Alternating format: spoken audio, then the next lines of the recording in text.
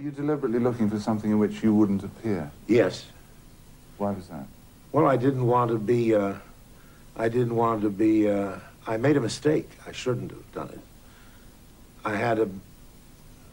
I was obsessed in my hot youth with the idea that I would not be a star. I would only incidentally play great roles. Now, there's no such thing as incidentally playing great roles, because you're not going to get them offered to you or anything. And I was in a position to promote myself as a star, and I should have. I should have gone back to New York and played Hamlet, and as long as it was going, I didn't. I had this idea that I wanted to be known as a director. That was it. And I loved Ambersons, wanted to make a movie of it. Point of Ambersons, everything that is any good in it, is that part of it which was really just a preparation for the decay of the Ambersons. You'll never see that part of the film. These stills are all that remain of 3 or 4 missing reels. The film was cut by the studio in Welles' absence. At least 45 minutes of his version has totally disappeared. It was thought by everybody in Hollywood while I was in South America that it was too downbeat. Famous Hollywood word at the time. Downbeat. So it was all taken out. But it was the purpose of the movie. Was to see how they all slid downhill, you see, in one way or another.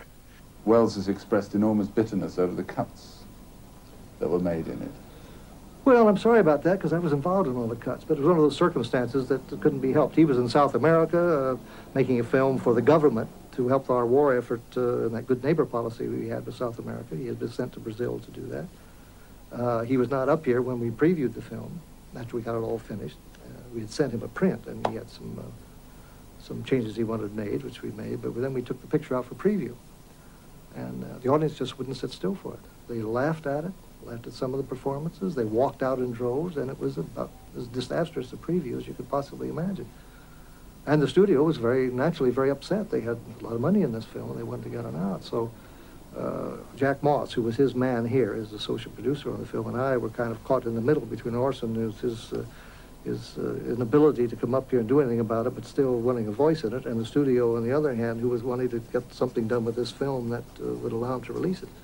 Consequently, we did cut about 25 or 30 minutes of the original film, and we had to make 2 or 3 or 4 new bridge scenes tied together, and there was a new ending shot. And then finally, after the 4th preview, after making all these changes and all, we finally had a preview that the audience seemed to sit for and at least not walk out, and didn't get any bad laughs, and that was the way it went. I can only say that all of us up here did the very best job we could with the problem.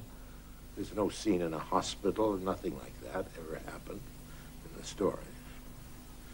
And the great long scene, which was the key long scene at the end, which was Aggie Moorehead in a third-rate lodging house near where an elevator was passing, and they're playing a comic record, 2 black crows, on a gramophone, some old people in the back who are playing cards, and Joe Cotton has come to see how she is. And that was the best scene in the picture. That was what the picture was about. I held the preview cards in my hand, which I didn't tell you, and there were these terrible reactions to the picture that said that, you know, everybody who made it ought to be hanged. And the other 5 to 10 to 20 that said it was only the greatest movie ever made, that they'd ever seen. I think they were probably close to the truth. It probably was among the 5 most important films made, I think, in America, ever. And it's, I think, the greatest artistic tragedy in the movies that that particular film was so mutilated, because you barely get a sense of what it was. Was that kind of cutting, reordering, and even remaking of a film taken for granted in those days? Because you wonder, Joseph Cotton and Robert Wise were very close to Orson Welles. And they, you know, and Cotton, I know, felt very bad about doing it, and yet he wrote Orson, you know, several letters in which he explained why he thought it was best. And you know, you feel sorry as you read it, because, you know, he's betraying Orson, but he doesn't really realize it. It's very sad. There wasn't anybody came out of it good. I would have to say this, that I think from a purely artistic point of view, purely that, it was probably a better film in its entirety, looking at it from a film buff standpoint. I suppose, I don't think there's any question of that. But we are faced with the realities of the other part of it. And I only have to say this, that I think the fact that the film has come down through the years in its own right is somewhat of a minor, if not more than that, classic, means that we didn't really bastardize it completely. It's gone.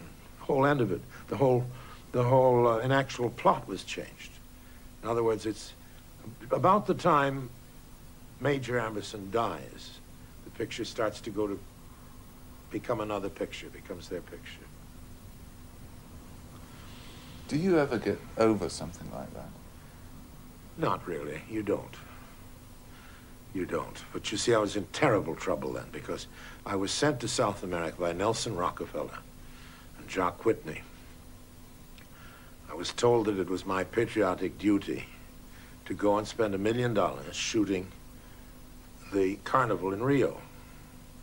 Now, I don't like things like carnivals and Mardi Gras and all that, but they put it to me that it would be a real contribution to inter-American affairs in the Latin American world and so on. So without a salary, but with a budget of $1 million, I was sent to Rio to make up a movie about the carnival.